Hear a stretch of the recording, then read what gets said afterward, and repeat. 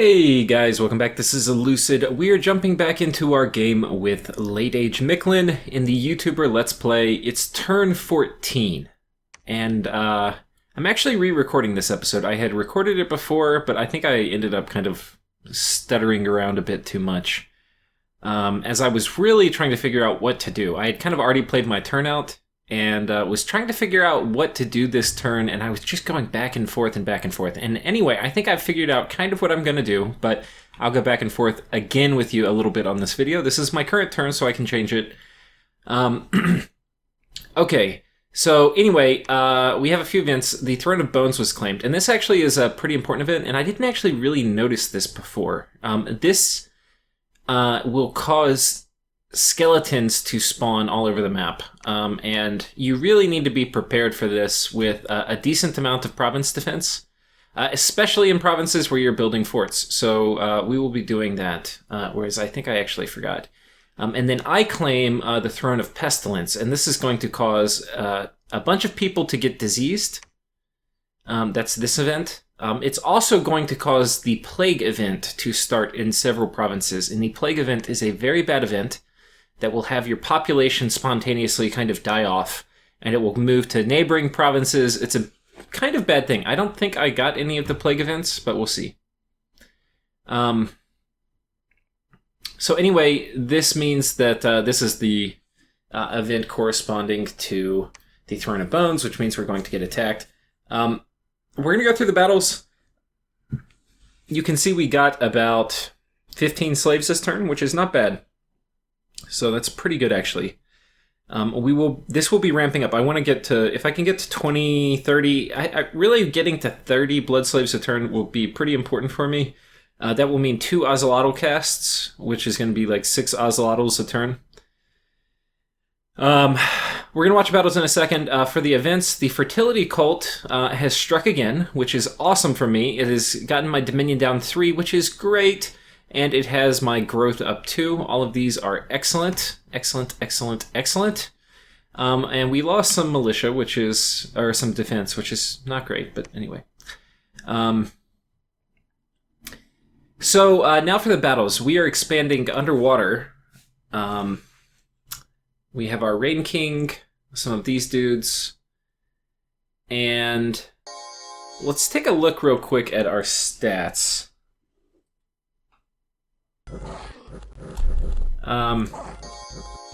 Oops. So once we get Bloodlust on them, we have 20 attacks. We have very high attack, and quite high damage, 30 damage. So these guys actually would be pretty good thug killers. I think they're going to have a little higher base damage with this on them than my Jaguars or anything like that. Anyway, I think my Ozelotls will have more. But anyway, they don't have many attacks, so that kind of sucks, and they don't have very good defensive stats. 15 defense is not bad, that's okay. And luck is kind of okay, but anyway, we're still going to take losses. I'm not sure here if I took a loss. I think I probably did. Let's check. Yeah, I took 1 loss, and this is going to be very typical of trying to go underwater.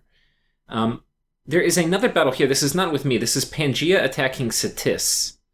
So Pangea is attacking into what looks like a big blob of PD.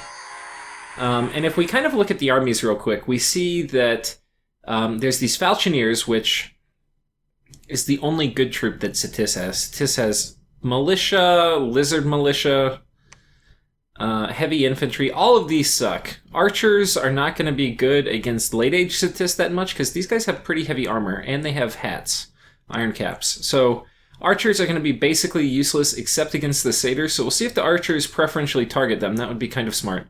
But even then, these satyrs are mostly going to be immune to missile fire, so the archers are not going to be very useful.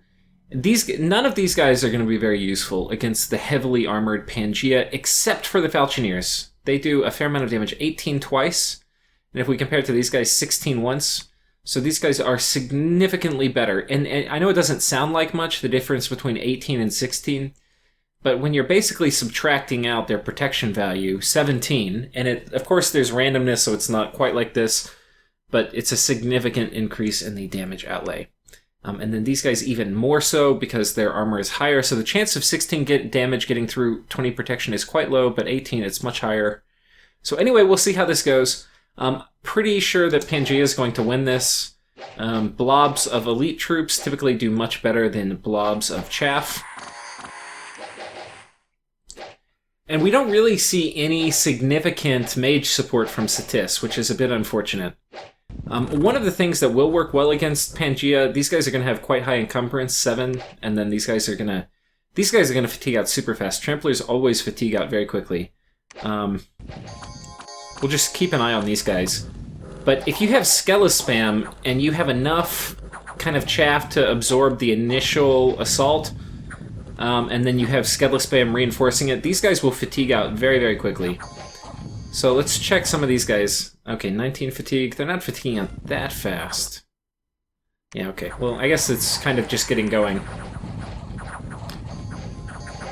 So we see the heavy Falconeer, or the Falconeers here, doing a good bit of work. And these guys don't have a huge amount of damage outlay. They're kind of just big, beefy meat shields that are fast. I mean, they will kill stuff. This is not horrible, but it's not a lot. And these Falconeers are actually going to win this conflict. As you can see, they're running off. But the Minotaurs just ate these guys. And now the Falconeers are kind of going to stream in here, and they're going to get eaten up.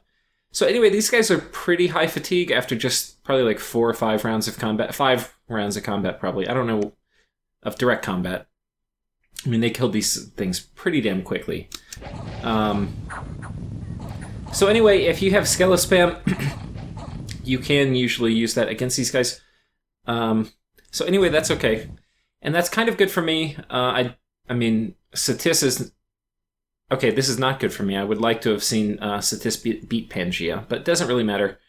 The only thing that's kind of good about this is it means Pangea is going to be stronger as Ulm attacks them.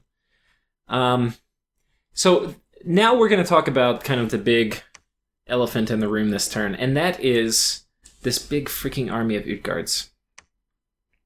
So if you recall, 2 turns ago this army was here, and I sent him a message. The first message I sent him was, or relating to this is, hey, you've got a big army of here, and I had defensively moved here. If you're going to attack me, then there will be war, but if I'm wrong, then there won't be. And then this last turn, he moved this big army down here. And so I saw it down here, and so I was like, okay, you're not going to attack me, you're just shuffling on my border, because I was pretty sure he was going to attack. So I sent him a different message last turn saying, hey, okay, either we're going to have a nap or we're going to have a war. So you get to pick.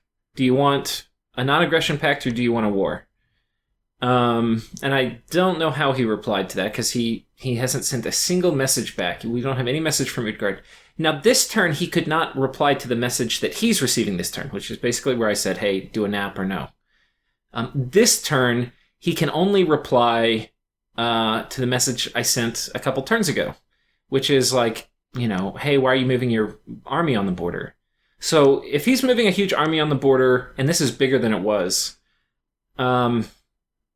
then I can only assume that he's going to attack if he's not talking to me. So, if I was pretty sure he was going to attack, I'm more sure now. The other thing that's important to mention is he is landlocked by... he's got an ocean on this side, which he can't get into. He's got a lake down here, which prevents him from neighboring Satis. I mean, maybe Satis has this province, but he has very, very...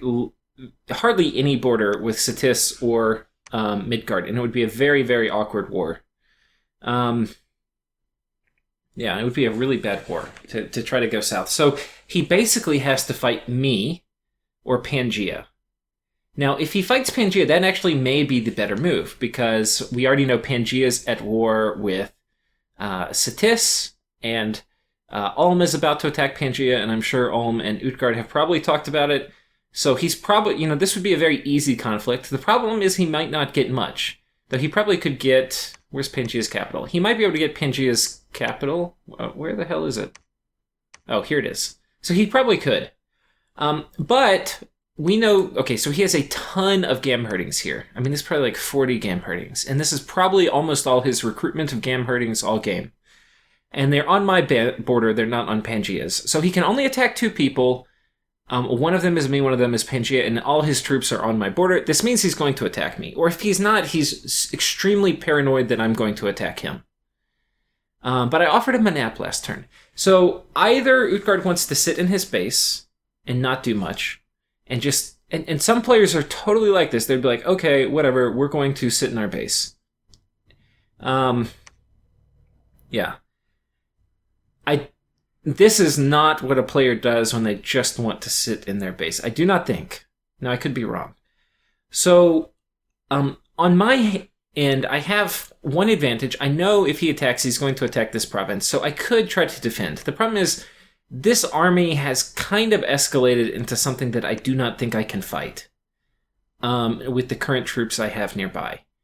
I could try to kill the commanders in the back, and then the army might rout, and it could work. It totally could work. I don't think it will work. The way I would do this if I were going to do that is I would pump PD up here. I would move this guy back, right, and then I'd have a crossbow corps firing in addition with these. I would get the Bandar Band, which I'm currently taking a bid on at 76, which is this province, and they can kind of raid from here. But I could put them in here, and these actually are pretty good. I think they are the big cudgel-carrying apes, and they do like 20-something damage a hit, so they're quite good units. So I could put them here, and then in conjunction, maybe I would win. Now, in reality, I wouldn't. He's got crossbowmen, which he could move in. He's got these guys he could move in. This would be a very, very powerful kind of doom stack. So, if I'm not going to be able to make it, which I don't think I will, then the only other thing to do is to go ahead and attack and turn this into a raiding war. And basically, this PD is going to be totally lost. It will probably not kill 3 units. So this is a horrible investment of PD. This is one of the reasons you don't want to do PD, because then you're stuck, trying to defend it.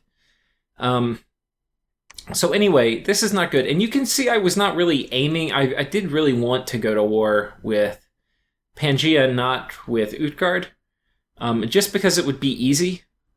But it does not look like that is going to happen. So my army up here, which was going to go to war with Pangaea, is now going to have to make its way over to Utgard. Now, a lot of times you want to keep some stuff on the side of the map you're worried about kind of getting attacked from. So I'm not going to do that here. The reason is, if this army goes straight to my cap, I desperately am going to need all the sacreds I can get, and right now I hardly have any over here. So we're going to go ahead and pull these guys. The other thing is I need somebody to cast Divine Blessing, and I could get another Rain King, but I really don't want to. I really want to get some other things. Like, I want a Sun Priest this turn, so I'm switching recruitment to getting a Sun Priest. The reason is because as I get Blood 4, that allows me to start with Bind Jaguar Fiends, and I want to be casting that probably once a turn. Those would be very, very helpful for killing these big giants. So, how many demons can these guys... Oh, 5. That's not many. So anyway, this guy's going to make the long journey. Over here, we are continuing to build this. Now, I probably need to pump my PD up a bit more. I wonder what I'm putting all my money into. Did I PD anything else over here? I don't think so. Oh, it just started raining outside. That's really nice. I live somewhere in Texas, and we don't get a ton of rain. So... okay, so these guys are moving over here, and the way it's going to work, so if we count the number of turns, this turn, his army could move here, my army could move here. Next turn, his army could move here, my army would move here. The final turn, we converge. I'm also taking a big stack of Jaguars up here, and I'm bringing them down here. I don't think I have... Okay, yeah, I don't. So anyway, he's doing that. We are building a palisade here, which... if we get attacked by skeletons, we are going to be in a lot of trouble. Who do I have coming over this way? I think I have... Okay, I have this guy, which actually is fine. So... maybe I actually give him a couple more. Because I do want to protect this castle from...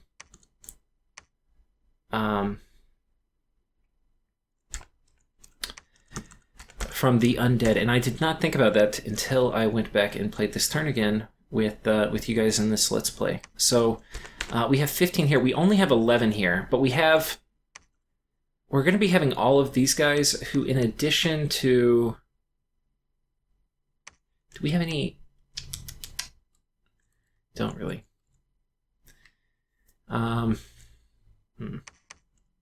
This guy's super useful too. I really don't want him to die. If we get attacked, what can he do?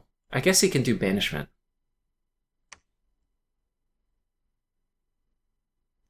So I guess actually that's going to be his script, is we're going to do banishment, and then we're going to do Twist Fate, and then we're going to do, I'm sorry, Divine Blessing, then Twist Fate, and then Banishment, which is Purifying Water for me. I was looking for Banishment, I was like, why don't I see it? And we'll put these guys right here. I think we'll actually put some of these guys on Guard Commander, because they're actually not very good in combat, if you would believe it. These guys, are they better? 14 defense versus these guys, which are 8. I think these guys are going to be on Guard Commander. And these guys are going to be on attack. And yeah. I think that in conjunction with my PD will be enough to hold off a lot of skeleton raids. I do have, what you would ideally like to do is have all your provinces to at least 10. 6 is almost guaranteed to not hold it off, but 10 you have a decent chance. So I would like to do that. I don't think I'm going to. I do have good PD up here. So anyway, that is that. And oh, you know, okay, I'm kind of getting distracted here. So this is our raiding party. We have this guy going in. We're doing Blessing twice and then Summon Imps. And he's only going to summon in imps once, so hopefully they will keep these guys from getting kind of all beat up. These guys are on hold and attack rear. There's some risk in this move. One of the risks in this move is if he accepts my nap, and he's like, okay, we're going to take this big army and go kill this throne, which is what I thought he was going to do, then he would probably bump me here, and if I bump him, these guys are just dead. Like 100% dead. These guys are going to move here and attack. This is probably just going to disrupt some of his economy a little bit. Yeah. So that is this movement over here. I had wanted these guys to come attack the forest, but unfortunately Utguard is kind of forcing my hand. We have the Rain Warriors here, which are going to be moving into position right over here, and they are going to then go in the water and then attack probably this province. We are recruiting more Tritons, which these guys are going to pick up. If you're using these Rain Warriors, they are not very strong, so you do want to mix them in with other units, so that they're not going to take like all of the brunt of the blow. We're going to go kill these Shamblers. That should be pretty efficient. And I think that's mostly it for troop movement. There's a few things we've also changed. I had been getting Mictlan priests here. We are going to get a Nahuli, and these are much better researchers, especially when you take drain scales, which I have. So 11 verse 7, but then if you subtract 3 for drain, it's going to be like 8 verse 4. So these guys do twice as much research. So definitely worth getting them. And then we're also going to start, like, he's going to forge an Imp Familiar, and I can't remember how much these... Okay, 3 research, which is not much. It's not much. But it's something. And I do want to get my... Right now my research per turn is really all my Pretender, and it's 56 a month. And I do need to start thinking about getting it up. I want to get to Alt 7 kind of quickly. Well, not quickly, but not horrendously slowly.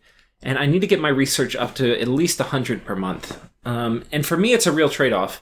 Everything I put in research is something I don't have out blood hunting, and I want to be blood hunting a lot and making sanguine dowsing rods and all of that business. So it is a very conscious choice to pick a Nahuli, and we're going to have a couple of them, but in general, we're not going to have that many. We're not aiming for late-game research. We just want to get to Alt 7 reasonably quickly, and then we'll start doing other things.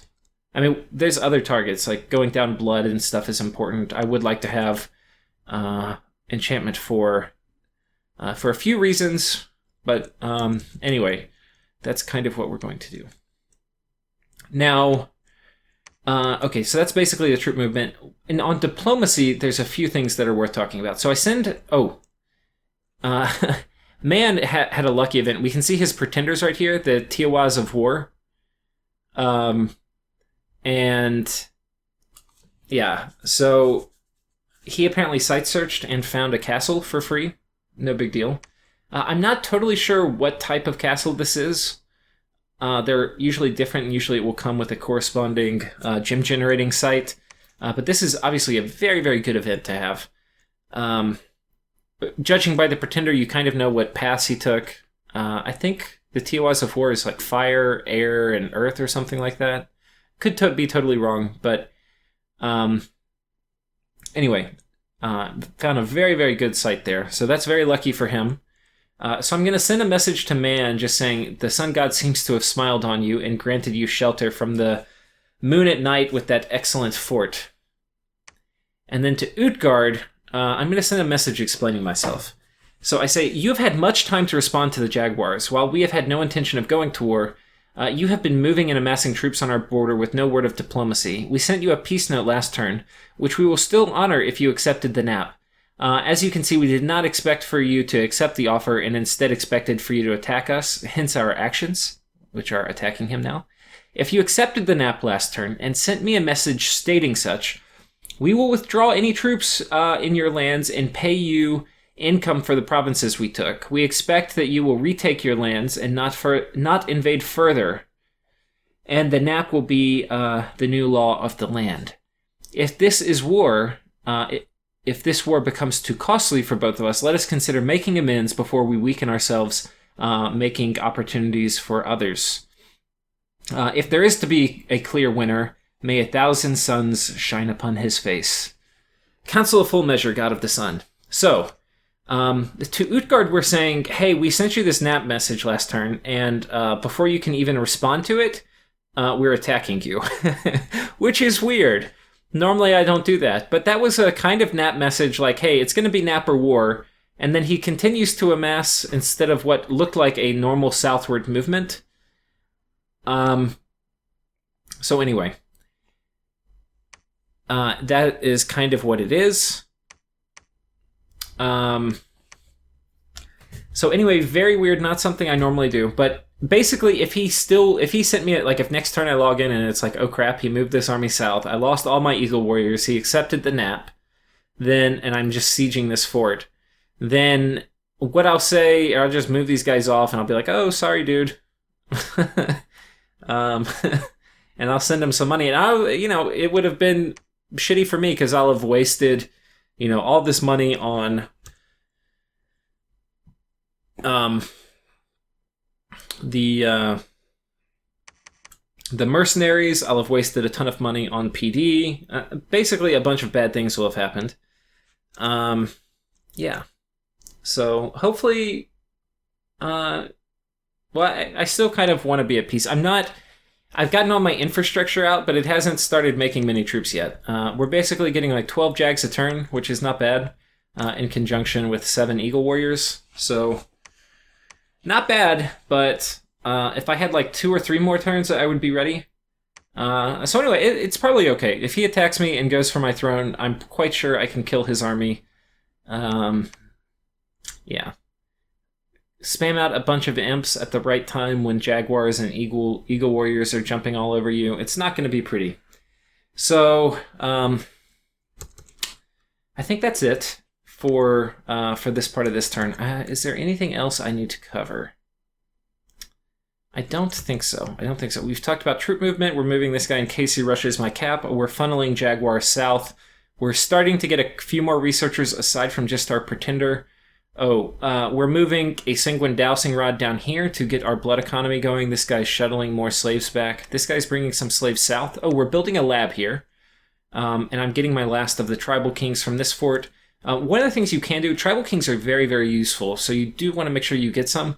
And if you don't have a lab, it's not the end of the world, because you can just recruit Tribal Kings. Actually, you can get 2. I'm not even getting 2 per fort. That's too bad. You can get Tribal Kings, and you can get a fair amount of Jags without having a lab. So that's kind of what we're doing, and then eventually upgrading into a lab. Here, we are very close to being done. We're 2 months away. Here, I think we're much farther, 4 months away. Yeah. So anyway, all in all, it's okay. We are getting our infrastructure up. My expectation is Utguard attacks me this turn, but who knows? Maybe he doesn't. Yeah. I think that's it for this episode. Thank you guys for watching. See you next time.